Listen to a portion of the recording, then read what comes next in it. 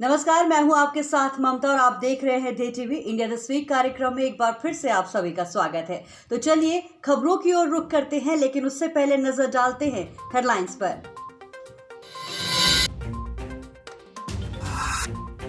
भारत सरकार हर साल 23 जनवरी को नेताजी की जयंती को मनाएगी पराक्रम दिवस के तौर पर, ताकि देश के लोगों विशेषकर युवाओं में अपने भाग्य और आपदाओं का सामना करने के लिए प्रेरित किया जा सके।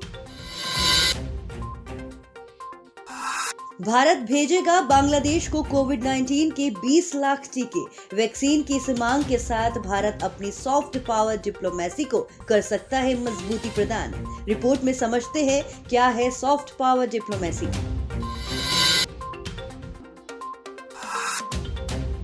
सामने आई अंतर्राष्ट्रीय प्रवासन 2020 की रिपोर्ट। दुनिया भर में है 18 मिलियन से ज्यादा भारतीय प्रवासी। सूचना और संचार प्रौद्योगिकी के क्षेत्र में सहयोग बढ़ाने के लिए भारत और जापान के बीच समझौता ज्ञापन पर हुए हस्ताक्षर।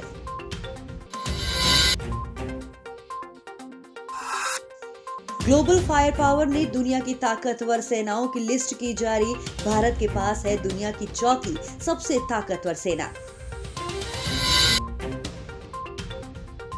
केंद्रीय गृह मंत्रालय की ओर से शुरू की जाएगी केंद्रीय अर्धसैनिक बलों के लिए आयुष्मान योजना। योजना की शुरुआत असम से होगी।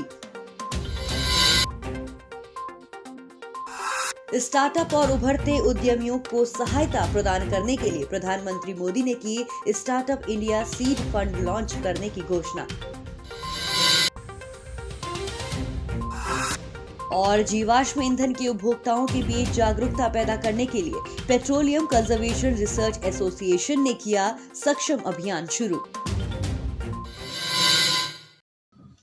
ये वर्ष नेताजी सुभाष चंद्र बोस का 125वां जयंती वर्ष है और इसीलिए भारत सरकार ने इसे राष्ट्रीय और अंतर्राष्ट्रीय स्तर पर धूमधाम से मनाने का फैसला किया।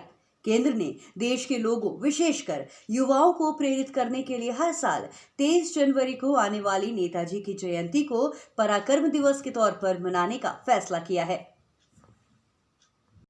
भारत सरकार ने हर साल नेताजी सुभाष चंद्र बोस की जयंती 23 जनवरी को पराक्रम दिवस के तौर पर मनाने का फैसला किया है, ताकि उनकी भावना से देश के युवाओं को प्रेरित किया जा सके, ताकि युवा अपने जीवन में आने वाली किसी भी आपदा के दौरान बहादुरी से काम करें, जैसे कि नेताजी ने अपने जीवन में सभी प्रतिकूल परिस्थितियों का सामना किया और वो आजीवन देशभक्ति की भावना से ओतप्रोत रहे।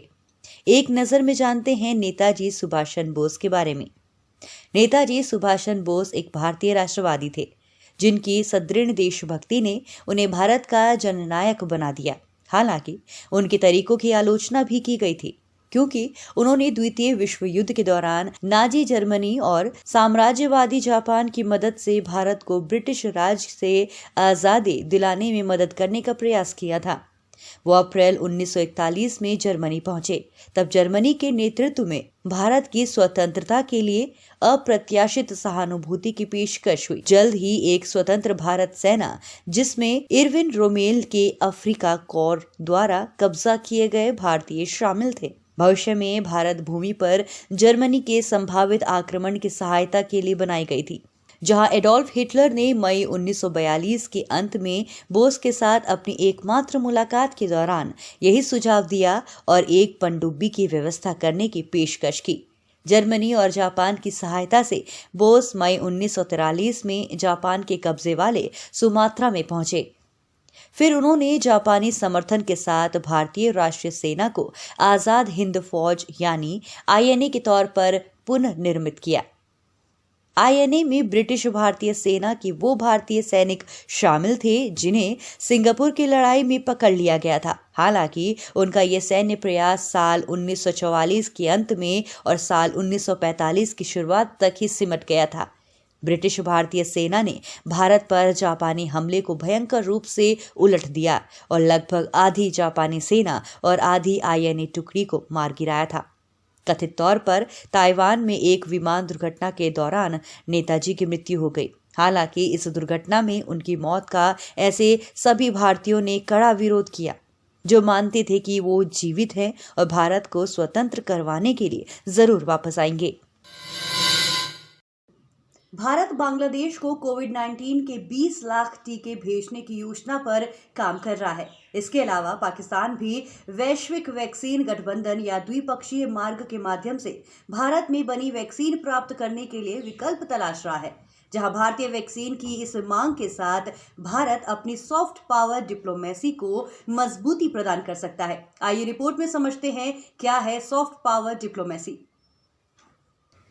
सॉफ्ट पावर किसी देश की वो क्षमता है जिसके माध्यम से वो देश बिना किसी जबरदस्ती या सैन्य ताकत के बिना ही अन्य देशों से अपने हितों के अनुरूप सहयोग प्राप्त कर सकता है। सॉफ्ट पावर शब्द का इस्तेमाल सबसे पहले अंतर्राष्ट्रीय संबंधों के प्रख्यात विद्वान जोसेफ नेक ने अपने पुस्तक bound to lead the changing nature of American power में किया था। जोसेफ ने के अनुसार सॉफ्ट पावर राष्ट्र की अपनी संस्कृति और मूल्यों पर आधारित अपील द्वारा अन्य राज्यों को सहयोजित करने की क्षमता है। किसी देश की अनुकूल धारणा के कारण अन्य राज्य अपनी प्राथमिकताओं को संशोधित करते हैं और उसके साथ अपनी सहमति प्रदान करते हैं या सहयोग के लिए आगे आते हैं। क्या है भारत की सॉफ्ट पावर? भारत के अध्यात्मवाद, योग, फिल्में और टेलीविजन, शास्त्रीय एवं लोक नृत्य और संगीत, अहिंसा के सिद्धांत, लोकतांत्रिक संस्थाओं, बहुजातीय समाज और भोजन आदि ने सभी महाद्वीप के लोगों को आकर्षित किया है। अंतर्राष्ट्रीय योग दिवस दुनिया भर में योग की व्यापक लोकप्रियता को दर्शाता है और भारत के लिए एक सॉफ्ट पावर के संसाधन के रूप में स्वयं को रेखांकित करता है।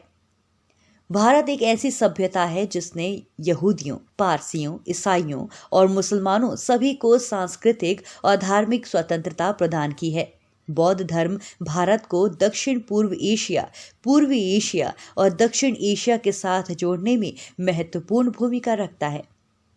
भारत द्वारा धार्मिक, सांस्कृतिक जैसे परंपरागत सॉफ्ट पावर के साधनों के अलावा शिक्षा, आपदा सहायता जैसे साधनों का उपयोग भी करता है।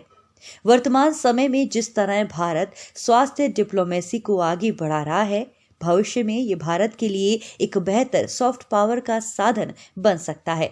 बता दें, कोविड-19 महामारी से निपटने में सहायता के लिए मालदीव, मॉरिशस, मेडागास्कर, कोमोरोस और सेशेल्स के अनुरोध पर भारत सरकार ने मिशन सागर 1 के अंतर्गत 2 चिकित्सा सहायता टीमें कोविड से संबंधित आवश्यक दवाओं और आवश्यक खाद्य पदार्थों की खेप भेजी। भारत ने प्राकृतिक आपदाओं और कोविड-19 महामारी के दौरान सूडान, दक्षिण सूडान, जिबूती और इरिट्रिया को सहायता प्रदान करने के क्रम में मिशन सागर 2 के तहत भारतीय नौसेना जहाज एरावत से 100 टन खाद्य सहायता और आवश्यक सहायता भेजी। कोविड के दौरान अन्य देशों के लिए भारत की सहायता को संयुक्त राष्ट्र द्वारा भी सराहा गया है। कोविड-19 के दौरान अपने मानवीय प्रयासों के तहत भारत ने 55 देशों को हाइड्रोक्सीक्लोरोक्वीन दवाई का वितरण किया है। अब भारत अन्य देशों को कोविड-19 की वैक्सीन देने की तैयारियां कर रहा है और जिसके अंतर्गत बांग्लादेश को वैक्सीन की 20 लाख डोज भेजी जानी है। हाल ही में अंतर्राष्ट्रीय प्रवासन 2020 की रिपोर्ट जारी की गई। ये रिपोर्ट संयुक्त राष्ट्र के आर्थिक और सामाजिक मामलों यानी UN department of economic and social affairs UN DESA के जनसंख्या विभाग द्वारा जारी की गई है। रिपोर्ट में कहा गया है कि भारतीय प्रवासी सर्वाधिक जीवंत और गतिशील है और दुनिया भर में 18 मिलियन से ज्यादा भारतीय प्रवासी हैं। आइए नजर डालते हैं अंतर्राष्ट्रीय प्रवासन 2020 रिपोर्ट के प्रमुख निष्कर्षों पर। अंतर्राष्ट्रीय प्रवासन 2020 रिपोर्ट में 2000 से 2020 के दौरान विश्व स्तर और क्षेत्रीय स्तर पर अंतर्राष्ट्रीय प्रवास से संबंधित महत्वपूर्ण तथ्यों को प्रस्तुत किया गया है। इस रिपोर्ट के प्रमुख निष्कर्ष निम्नलिखित हैं। 2000 से 2020 के दौरान सर्वाधिक प्रवासी भारतीय रहे। 2020 में भारत के लगभग 18 मिलियन व्यक्ति प्रवासियों के रूप में देश से बाहर रह रहे थे। भारत के सबसे सर्वाधिक प्रवासी संयुक्त अरब अमीरात में 3.5 मिलियन, अमेरिका में 2.7 मिलियन और सऊदी अरब में 2.5 मिलियन में रह रहे हैं। इस रिपोर्ट के अनुसार इन देशों की अतिरिक्त बड़ी संख्या में भारतीय मूल के लोग Australia, Canada, Kuwait, Oman, Qatar और यूनाइटेड किंगडम जैसे देशों में भी रह रहे हैं। साल 2000 की तुलना में 2020 में भारतीय प्रवासियों की संख्या में तेजी से वृद्धि हुई है और विश्व के लगभग सभी देशों और क्षेत्रों में इसमें बढ़ोतरी दर्ज की गई है। 2000 से 2020 की अवधि के दौरान भारत के लगभग 10 मिलियन लोग देश छोड़कर विदेशों में बस गए हैं। प्रवासियों की संख्या के मामले में भारत के बाद दूसरे अन्य बड़े देशों में मेक्सिको 11 मिलियन, रूस 11 मिलियन, चीन 10 मिलियन और सीरिया 2000 से 2020 के दौरान प्रवासियों की संख्या में वृद्धि के मामले में भारत के बाद सीरिया, वेनेजुएला, चीन और फिलीपींस का स्थान है। प्रवास का कारण। संयुक्त राष्ट्र के जनसंख्या प्रभाग के अनुसार भारत से होने वाले प्रवास का मुख्य कारण रोजगार और पारिवारिक है। इसके अलावा जबरन प्रवास की स्थिति भी भारत में देखी जा सकती है, लेकिन ये संख्या कुल प्रवास के 10% से भी कम रहा है। सर्वाधिक प्रवासी अमेरिका में प्रवास करते हैं। 2020 तक अमेरिका को लगभग 51 मिलियन प्रवासियों ने अपने प्रवास स्थान के रूप में चुना है। अमेरिका में रहने वाले प्रवासियों की संख्या पूरे विश्व के प्रवासियों की संख्या का लगभग 18% है। अमेरिका के बाद जर्मनी का स्थान आता है, जहां लगभग 16 मिलियन प्रवासी व्यक्ति निवास करते हैं। जर्मनी के बाद सऊदी अरब में 13 मिलियन, रूस में 12 मिलियन और यूनाइटेड किंगडम में 9 मिलियन प्रवासी व्यक्ति रह रहे हैं। 2020 में अंतर्राष्ट्रीय प्रवासियों के शीर्ष 20 गंतव्य देशों में से शीर्ष 3 उच्च आय वाले और 3 उच्च मध्यम आय वाले देश शामिल हैं। रिपोर्ट के अनुसार साल 2020 में कोरोना वायरस के प्रसार को रोकने के लिए लगभग सभी देशों द्वारा यात्रा और प्रवेश लगाए गए प्रतिबंध के कारण दूसरे देशों में जाकर बसने की प्रवृत्ति में कुछ कमी देखने को मिली है। कोविड-19 महामारी के दौरान प्रवासन में 27% तक की कमी आई है। इसके अलावा रिपोर्ट में यह भी कहा गया है कि अंतर्राष्ट्रीय प्रवासियों की संख्या में वृद्धि पिछले 2 दशकों में सबसे ज्यादा रही। वहीं रिपोर्ट में यह भी कहा गया है कि अंतर्राष्ट्रीय प्रवासन में होने वाली अधिकांश हिस्सा एशिया के देशों का है, जिसमें बांग्लादेश, भारत, पाकिस्तान, नेपाल और श्रीलंका से खाड़ी देशों की ओर होने वाले श्रम पलायन है। 2020 की अवधि में इसमें कमी भी देखी गई है। इसका मुख्य कारण खाड़ी सहयोग परिषद के देशों में निर्माण, पर्यटन, खुदरा और परिवहन क्षेत्रों में कोरोना के कारण रोजगार की कमी रही है। भारत और जापान ने हाल ही में सूचना और संचार प्रौद्योगिकी के क्षेत्र में सहयोग बढ़ाने के लिए समझौता ज्ञापन पर हस्ताक्षर किए। इस समझौते में 5G का मानकीकरण भी शामिल है। भारत और जापान स्मार्ट शहरों, स्पेक्ट्रम प्रबंधन, असंबद्ध क्षेत्रों में ब्रॉडबैंड, सार्वजनिक सुरक्षा और आपदा प्रबंधन के लिए दूरसंचार सुरक्षा, 5G टेक्नोलॉजी इत्यादि के क्षेत्र में सहयोग को बढ़ावा देंगे। बता दें, 2020 में भारत और जापान ने सैन्य लॉजिस्टिक समझौते पर हस्ताक्षर किए थे। इस समझौते ने दोनों देशों को पारस्परिक आधार पर आपूर्ति और सेवाओं का आदान प्रदान करने की अनुमति दी। जापान ऐसा छठा देश था जिसके साथ भारत ने इस प्रकार के समझौते पर हस्ताक्षर किए हैं। इससे पहले भारत ने अमेरिका, फ्रांस, सिंगापुर, दक्षिण कोरिया और ऑस्ट्रेलिया के साथ इस प्रकार के समझौते पर हस्ताक्षर किए हैं। जापान ने 30% भारतीय हवाई जहाजों के निर्माण के लिए प्रतिबद्धता जाहिर की है। इससे भारत के रक्षा विनिर्माण क्षेत्र को बढ़ावा मिलेगा। एक नज़र भारत जापान परमाणु समझौते पर। भारत और जापान ने 2015 में परमाणु समझौते पर हस्ताक्षर किए थे। इस समझौते के तहत जापान भारत को परमाणु रिएक्टर, ईंधन और प्रौद्योगिकी की आपूर्ति कर सकता है। इस समझौते में भारत को 1000 मेगावाट से अधिक क्षमता वाले परमाणु रिएक्टर खरीदने की अनुमति है। भारत को जापान से परमाणु ब्रीडर तकनीक और परमाणु ईंधन निर्माण तकनीक मिलेगी। भारत एकमात्र गैर एनपीटी हस्ताक्षर करता है जिसके साथ जापान ने एक नागरिक परमाणु समझौते में प्रवेश किया है। वहीं भारत और जापान की सेनाओं ने 2018 में पहला धर्म गार्डियन अभ्यास आयोजित किया था।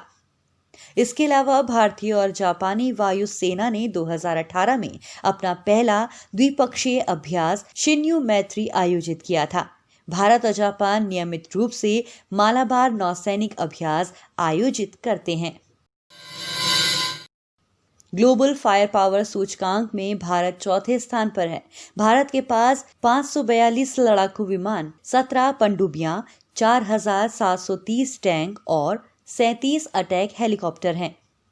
वहीं इस सूचकांक में अमेरिका 904 अटैक हेलीकॉप्टर और 11 एयरक्राफ्ट कैरियर के साथ सूचकांक में सबसे ऊपर है। इसके अलावा अमेरिका के पास 68 पनडुब्बियां और 40,000 आर्म्ड व्हीकल हैं। वहीं अमेरिका के बाद रूस दूसरे स्थान पर है। रूस के पास 189 लड़ाकू विमान और 538 अटैक हेलीकॉप्टर हैं। रूस के पास 13,000 टैंक और 64 पनडुब्बियां हैं। इस सूची में चीन तीसरे स्थान पर है। चीन के पास 1,200 लड़ाकू विमान, 327 अटैक हेलीकॉप्टरों और 79 पनडुब्बियां हैं। इसके अलावा चीन के पास 35,000 बख्तरबंद वाहन हैं। जापान 5वें स्थान पर है। जापान के पास 2 हेलीकॉप्टर कैरियर, 27 डिस्ट्रॉयर हैं। इस सूची में दक्षिण कोरिया को छठा और उत्तर कोरिया को 28वां स्थान प्राप्त हुआ है। एक नजर क्या है global fire power index 2021। Global fire power index की गणना भूगोल से लेकर लॉजिस्टिक क्षमता तक 50 व्यक्तिगत कारकों का उपयोग करके की जाती है। इसमें जनशक्ति, थल सेना, वायुसेना, प्राकृतिक संसाधन, नौसेना बल, लॉजिस्टिक्स और वित्त भी शामिल हैं। वहीं लगता है पाकिस्तान की जनता को बेतहाशा खर्च करने वाली पाकिस्तानी सेना अब विश्व की 10वीं सबसे ताकतवर सेना बन गई है। जी हां, ग्लोबल फायर पावर इंडेक्स की ताज़ा रैंकिंग में पाकिस्तान की सेना को इस सूची में 10वां स्थान मिला है। पाकिस्तान ने सैन्य शक्ति के मामले में इजराइल, इंडोनेशिया, ईरान और कनाडा को पीछे छोड़ दिया है। वर्तमान में पाकिस्तान का वार्षिक रक्षा बजट 7 बिलियन अमेरिकी डॉलर है। आयुष्मान स्वास्थ्य सेवा योजना के तहत केंद्रीय गृह मंत्री आयुष्मान स्वास्थ्य कार्डों को एनएसजी और बीएसपी, सीआईएसएफ, आईटीबीपी और एसएसबी के अलावा सीआरपीएफ, बीएसएफ, सीआईएसएफ, आईटीबीपी और एसएसबी जैसे केंद्रीय सशस्त्र पुलिस बलों के प्रमुख, एक उप अधिकारी और एक जवान को सौंपेंगे। मौजूदा समय में लगभग 10 लाख कर्मियों की अनुमानित मानव शक्ति के साथ सीएपीएफएस को देश भर में विभिन्न आंतरिक सुरक्षा कर्तव्यों, सीमा सुरक्षा और वीआईपी सुरक्षा प्रदान करने के लिए तैनात किया जाता है। क्या है आयुष्मान भारत योजना? आयुष्मान भारत योजना को भारत सरकार ने साल 2018 में लॉन्च किया था। इसमें 2 अंतर संबंधित घटक शामिल हैं। पहला, स्वास्थ्य एवं कल्याण केंद्र यानी health and wellness centres HWCS और दूसरा प्रधानमंत्री जन आरोग्य योजना यानी PMJAY। यूनिवर्सल हेल्थ कवरेज यानी UHC के उद्देश्य को प्राप्त करने के लिए भारत सरकार ने आयुष्मान भारत योजना को शुरू किया था। इस प्रकार की योजना की शुरुआत करने के लिए राष्ट्रीय स्वास्थ्य नीति 2017 में भी अनुशंसा की गई है। आयुष्मान भारत योजना के द्वारा प्रत्येक लाभार्थी परिवार को सार्वजनिक व निजी सूचीबद्ध अस्पतालों में माध्यमिक और तृतीयक स्वास्थ्य उपचार के लिए हर साल 5 लाख रुपए का बीमा कवर प्रदान किया जाता है। इस योजना के तहत सरकार देश की 40% जनसंख्या को स्वास्थ्य कवर के दायरे में लाने का प्रयास कर रही है। इस योजना के माध्यम से सतत विकास लक्ष्यों को भी पाया जा सकेगा। एक नजर केंद्रीय सशस्त्र पुलिस बल पर।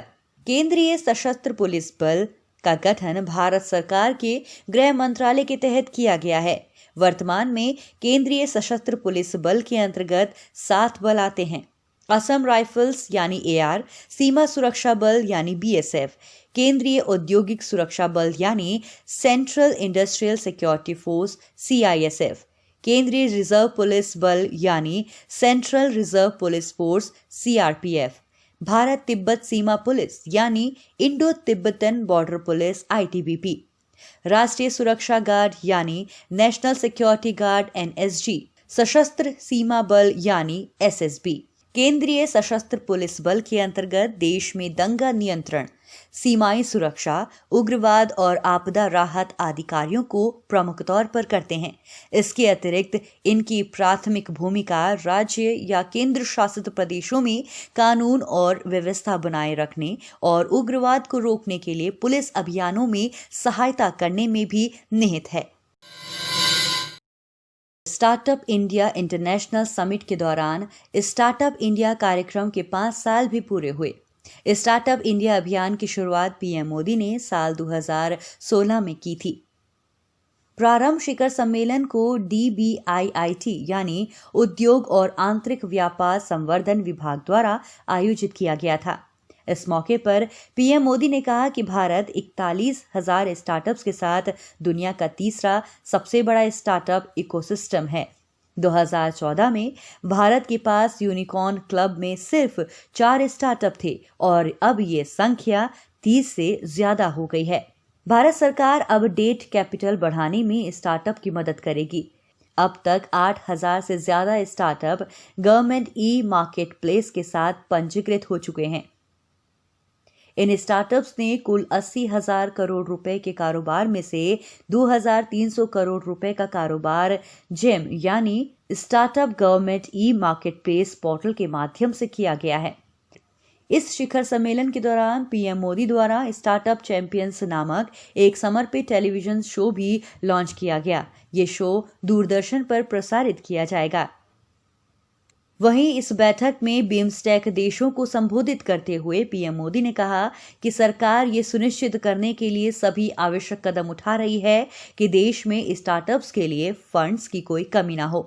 बता दें, बिम्स्टेक का मतलब bay of Bengal initiative for multi sectoral technical and economic cooperation से है। बता दें, ये 7 देशों का एक संगठन है। इसमें भारत, भूटान, बांग्लादेश, नेपाल, म्यांमार, थाईलैंड और श्रीलंका शामिल हैं। सक्षम नामक ये अभियान पर्यावरण और स्वास्थ्य पर प्रतिकूल प्रभावों को हाईलाइट करेगा। सक्षम अभियान का उद्देश्य लोगों को स्वच्छ ईंधन का उपयोग करने के लिए प्रोत्साहित करना है।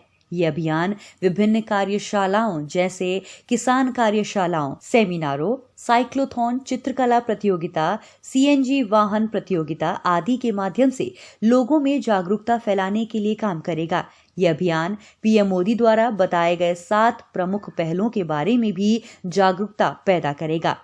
ये प्रमुख पहलू हैं: जीवाश्म ईंधन का स्वच्छ उपयोग, गैस आधारित अर्थव्यवस्था की ओर अग्रसर होना, निर्धारित समय सीमा के साथ नवीकरणीय ऊर्जा के लक्ष्य हासिल करना, जैव ईंधन के लिए घरेलू स्रोतों पर अधिक निर्भरता, स्वच्छ ईंधन के बढ़ते उपयोग, इलेक्ट्रिक वाहनों को बढ़ावा देना, सभी ऊर्जा प्रणालियों में गतिशीलता और डिजिटल नवाचार। इस मौके पर ऊर्जा कुशल PNG स्टोव के प्रचार के लिए EESL और PCRA के बीच एक समझौते पर हस्ताक्षर किए गए। पिछले साल सक्षम के संस्करण में 1.48 करोड़ से ज्यादा स्कूली बच्चों ने पर्यावरण संरक्षण और ईंधन संरक्षण के महत्वपूर्ण संदेशों को फैलाने के लिए PCRA की प्रमुख राष्ट्रीय प्रतियोगिताओं में भाग लिया था। ये फटाफट से नजर डालते हैं राउंड अप सेगमेंट पर। भारत ने हाल ही में 2 मोबाइल हार्बर क्रेन ईरान के चाबहार बंदरगाह को भेजी। ये क्रेन $2.5 करोड़ लगभग 185 करोड़ रुपए की है। इन क्रेनों से बंदरगाह पर माल के प्रबंधन के कार्य में तेजी आएगी। भारत ने कोरोना संक्रमण की स्थिति में सुधार होते ही बंदरगाह के विकास का कार्य तेज किया है। बता दें, भारत और ईरान के बीच ये समझौता 23 मई 2016 को हुआ था। ये समझौता कुल $8.5 करोड़ का है। इसके तहत प्रथम चरण में भारत चाबहार बंदरगाह पर पर उपकरण स्थापित कर रहा है, मशीनीकरण कर रहा है और उसके बाद वहां की गतिविधियों का संचालन करेगा। जहाजरानी मंत्रालय ये कार्य इंडिया एयरपोर्ट्स ग्लोबल लिमिटेड के जरिए कर रहा है। बता दें, केंद्रीय बंदरगाह, जहाजरानी और जलमार्ग मंत्री मनसुख मंडाविया ने कहा कि चाबहार एक रणनीतिक बंदरगाह है और इसका भारत के लिए बड़ा महत्व है।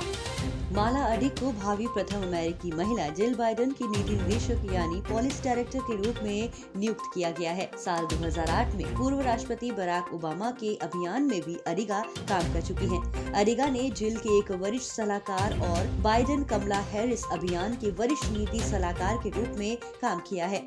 इससे पहले अडिगा बाइडेन फाउंडेशन में उच्च शिक्षा और सैन्य परिवारों के लिए निदेशक थे। केंद्रीय युवा मामले और खेल मंत्री किरेन रिजिजू ने 21 जनवरी 2021 को लद्दाख में प्रथम खेलो इंडिया जांस्कर शीतकालीन खेल महोत्सव का उद्घाटन किया। इस शीतकालीन खेल महोत्सव का उद्घाटन लद्दाख के कारगिल जिले के खेलो इंडिया जांस्कर शीतकालीन खेल महोत्सव 30 जनवरी को समाप्त होगा। बता दें, एडवेंचर स्पोर्ट्स और टूरिज्म की अपनी क्षमता को प्रदर्शित करने के लिए इस फेस्टिवल को जांस्कर में वार्षिक कार्यक्रम के रूप में पेश किया जा रहा है। इस महोत्सव का उद्देश्य लद्दाख में शीतकालीन पर्यटन को बढ़ावा देना है। इस फेस्टिवल की मुख्य विशेषताओं में ice hockey, ice climbing, snow sculpture, जमी हुई जांस्कर नदी पर ट्रैकिंग और एथनिक फूड फेस्टिवल शामिल है। इसका आयोजन लद्दाख का प्रशासन कर रहा है।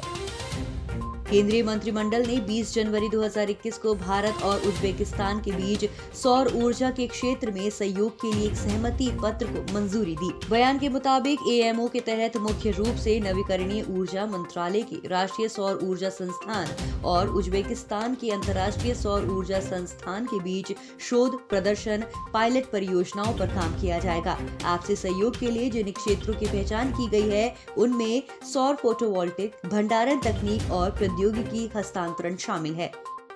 उत्तराखंड सरकार ने महात्मा गांधी राष्ट्रीय ग्रामीण रोजगार गारंटी अधिनियम के तहत कार्य दिवसों की संख्या को मौजूदा 100 दिनों से बढ़ाकर 150 दिन करने की घोषणा की है। मनरेगा कार्य दिवसों को बढ़ाने में आने वाली लागत का वहन उत्तराखंड सरकार द्वारा किया जाएगा। एक आधिकारिक विज्ञप्ति के अनुसार राज्य में अब तक 12.19 लाख जॉब कार्ड प्रदान किए जा चुके हैं। इसमें से साल 2020 में 2.66 लाख जॉब कार्ड प्रदान किए गए। उत्तराखंड के मुख्यमंत्री त्रिवेंद्र सिंह रावत ने उत्तराखंड आजीविका ऐप भी लॉन्च किया है। ये ऐप राज्य के बेरोजगार लोगों को मदद प्रदान करेगी। बता दें, मनरेगा को पहले प्रधानमंत्री पीवी नरसिम्हा राव द्वारा साल 1991 में शुरू किया गया था। मनरेगा साल 2005 में पारित किया गया था। मनरेगा का उद्देश्य ग्रामीण क्षेत्रों में आजीविका सुरक्षा प्रदान करने के लिए 100 दिनों का रोजगार प्रदान करना है। उत्तराखंड सरकार अटल उत्कृष्ट विद्यालय के तहत राज्य में 190 स्कूल प्रत्येक ब्लॉक में 2 खोलेगी। ये सभी स्कूल सीबीएसई से संबद्ध होंगे। भारत हैवी इलेक्ट्रॉनिकल्स लिमिटेड को उत्कृष्ट वित्तीय रिपोर्टिंग के लिए प्रतिष्ठित ICAI राष्ट्रीय पुरस्कार वित्त वर्ष 2019-20 के लिए प्रदान किया गया है। उल्लेखनीय है कि BHEL द्वारा लगभग 4 दशकों के बाद प्राप्त ये प्रतिष्ठित सम्मान एक विशेष उपलब्धि है। BHEL को पिछली बार साल 1981-1982 में ICAI द्वारा ये सम्मान प्रदान किया गया था। रक्षा मंत्री राजनाथ सिंह ने सिंगापुर के रक्षा मंत्री के साथ 5वें भारत सिंगापुर रक्षा मंत्रियों के संवाद की सह अध्यक्षता की। इस बातचीत के दौरान भारतीय नौसेना और सिंगापुर नौसेना के बीच पनडुब्बी बचाव सहायता और सहयोग पर कार्यान्वयन समझौते पर हस्ताक्षर किए गए। अरुणाचल प्रदेश के पूर्व राज्यपाल एवं उत्तर प्रदेश के पूर्व राजस्व मंत्री माता प्रसाद का हाल ही में निधन हो गया। राजनीति में स्वर्गीय बाबू जगजीवन राम को अपना आदर्श मानने वाले माता प्रसाद जिले के शाहगंज विधानसभा क्षेत्र से कांग्रेस के टिकट पर 157 से 174 तक लगातार 5 बार विधायक रहे। 180 से 192 तक 12 साल तक उत्तर प्रदेश विधान परिषद के सदस्य भी रहे। देश की नरसिंह राव सरकार ने 21 अक्टूबर 1993 को इन्हें अरुणाचल प्रदेश का राज्यपाल बनाया और 31 मई 1999 तक वे राज्यपाल रहे। भारतीय वायुसेना की महिला फाइटर पायलट भावना कंठ 26 जनवरी 2021 को इतिहास रचने जा रही है। भावना गणतंत्र दिवस परेड में शामिल होने वाली पहली महिला फाइटर पायलट बनेंगी। वो परेड में भारतीय वायुसेना की झांकी का हिस्सा होंगी। इसमें हल्के लड़ाकू विमान, हल्के लड़ाकू हेलीकॉप्टर और सुखोई 30 फाइटर प्लेन शामिल होंगे। प्रधानमंत्री नरेंद्र मोदी को विश्व प्रसिद्ध सोमनाथ मंदिर के ट्रस्ट का अध्यक्ष चुना गया है। गृह मंत्री अमित शाह भी इस ट्रस्ट में शामिल हैं। आपको बता दें कि पहले केशुभाई पटेल ट्रस्ट के अध्यक्ष थे। पीएम मोदी, केंद्रीय गृह मंत्री अमित शाह समेत 6 लोग इसके ट्रस्टी हैं। आपको बता दें कि गुजरात के पूर्व मुख्यमंत्री और भाजपा के दिवंगत नेता केशुभाई पटेल इस ट्रस्ट के अध्यक्ष थे। सुप्रीम कोर्ट बार एसोसिएशन के अध्यक्ष दुष्यंत दवे ने तत्काल प्रभाव से अपने पद से इस्तीफा दे दिया है। उन्होंने कहा कि वो बार एसोसिएशन के नेता के रूप में कार्य जारी रखने के अपने अधिकार का त्याग करते हैं। कार्यवाहक SCBA यानी सुप्रीम कोर्ट बार एसोसिएशन सचिव रोहित पांडे ने इस बात की पुष्टि की कि वरिष्ठ अधिवक्ता ने तत्काल प्रभाव से इस्तीफा दे दिया है। SCBA एक भारतीय बार एसोसिएशन है जिसमें भारत के सर्वोच्च न्यायालय के पेशेवर वकील शामिल हैं। टी नटराजन मात्र 44 दिनों के अंदर सभी फॉर्मेट के अंतर्राष्ट्रीय क्रिकेट में डेब्यू करने वाले पहले भारतीय बन गए हैं। उन्होंने ऑस्ट्रेलिया में मेजबान टीम के खिलाफ तीनों फॉर्मेट में डेब्यू किया। नटराजन ने अपनी गेंदबाजी से अब तक सभी को प्रभावित किया है। बता दें, नटराजन ने अब तक 1 वनडे और 3 T20 इंटरनेशनल मैच खेले हैं। तो ये थी इस हफ्ते की तमाम महत्वपूर्ण खबरें। अगले हफ्ते आपसे फिर मुलाकात होगी। तब तक के लिए मुझे दीजिए इजाजत। आप बने रहिए हमारे साथ। नमस्कार।